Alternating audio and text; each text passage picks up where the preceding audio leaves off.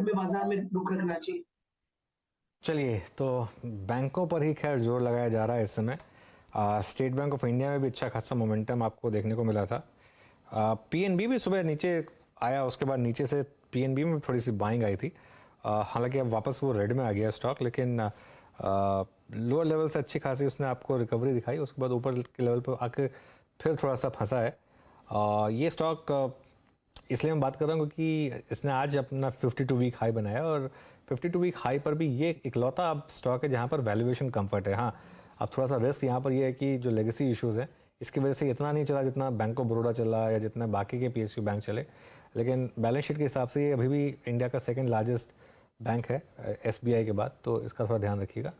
आज का हाई 61, और ये देखिए ये जो मूव है ज़बरदस्त, मतलब आउट परफॉर्मेंस है, लेकिन इतनी नहीं है जितनी कि बाकी। आप सोच सकते हैं कि बाकी पीएसयू बैंकों ने फिर कितना ज़बरदस्त आउट परफॉर्मेंस दिखाई है पिछले कुछ टाइम में। अब हमारे साथ सिट्रस एडवाइजर्स के संजय सिन्हा जी जुड़ गए हैं। Sanjay ji, good afternoon.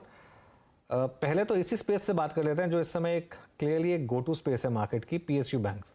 Almost हर कोई अब इस पीएसयू बैंक्स के क्लीन अप ट्रेड के लिए प्ले कर रहा है। ये ओवर क्राउडेड है क्या, और अगर ओवर क्राउडेड है भी तो भी क्या यहाँ से ये अच्छा रिटर्न्स दे सकती है? तो देखिए अनुज, पिछले एक दशक में पीएसयू बैंक्स में अगर आप सबसे बड़े बैंक को छोड़ दें तो बाकी करीब करीब सभी बैंकों ने स्टॉक प्राइस परफॉर्मेंस में डिसअपॉइंट किया है।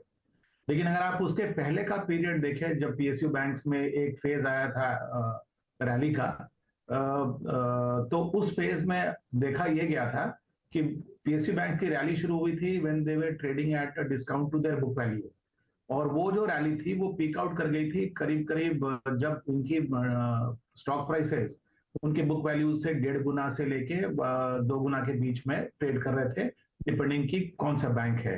तो अगर आप आज देखें तो जो पीएसयू बैंक्स की करंट प्राइसेस हैं वो उनके बुक वैल्यू के बहुत नजदीक हैं, कुछ की अभी भी डिस्काउंट पे हैं, कुछ की उनकी जस्ट बुक वैल्यू से ऊपर है। तो मेरे ख्याल से चूंकि जिस तरह का दूसरी क्वार्टर के रिजल्ट्स आए पीएसयू बैंक्स के, और जिस तरह से बाजार का पूरा मोमेंटम बना हुआ है, मेरे ख्याल से शायद कुछ समय और इन बैंक्स में मोमेंटम बने रहने की संभावना है, गोइंग बाय कि पहले भी हिस्टोरिकली ऐसा हुआ है।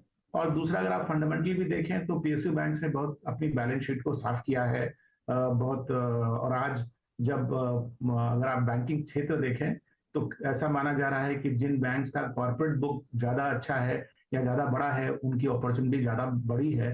तो उस मामले में भी पीएसयू बैंक का स्कोर करते हैं क्योंकि उनकी corporate books private sector bank से कंपैरेटिवली ज्यादा अच्छी होती है। तो मुझे लगता है कि बहुत technically as well as fundamentally एक रूपरेखा बन गई है पीएसयू बैंक्स में रैली की। ओके, पीएसयू बैंक्स में रैली की एक रूपरेखा बन गई है, तो ये क्लियरली यहाँ पर मूव